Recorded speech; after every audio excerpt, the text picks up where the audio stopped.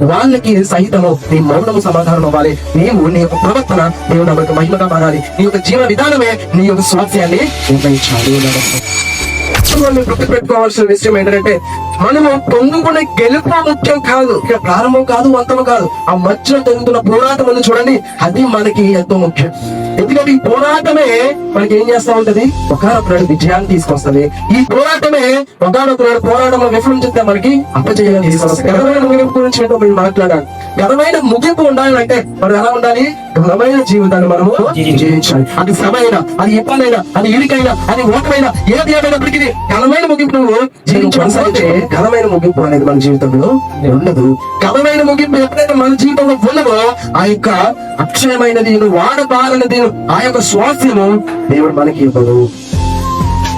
కాబట్టి మన యొక్క పోరాటంలో, మన యొక్క ఈ యొక్క యాత్రలో, మన యొక్క క్రైస్తవ జీవితంలో, ఈ యొక్క జీవన విధానంలో మనం ఎలా ఉండాలి అని చెప్తా ఉన్నాడు. శ్రమ వచ్చినా, ఇబ్బందులు వచ్చినా, నరకం వచ్చినా, మన సత్వాల్లో మనం తిరగబడిపోతూ ఉన్నా, మన కుటుంబమే మన మీద ఎగతాళి చేస్తూ ఉన్నా, అనేక మంది నువ్వు ఏం చేస్తూ ఉన్నావని నేను ఎత్తి పెట్టు పొడుస్తూ ఉన్నప్పటికీ వాళ్ళకి సహితము నీ మౌనము సమాధానం అవ్వాలి. నీవు నీ యొక్క ప్రవర్తన దేవుడు మనకు మహిమగా మారాలి. నీ యొక్క జీవన విధానమే నీ యొక్క స్వాస్థ్యాన్ని నిర్ణయించాలి. దేవుడు మనకు మహిమ కలుగును గాక.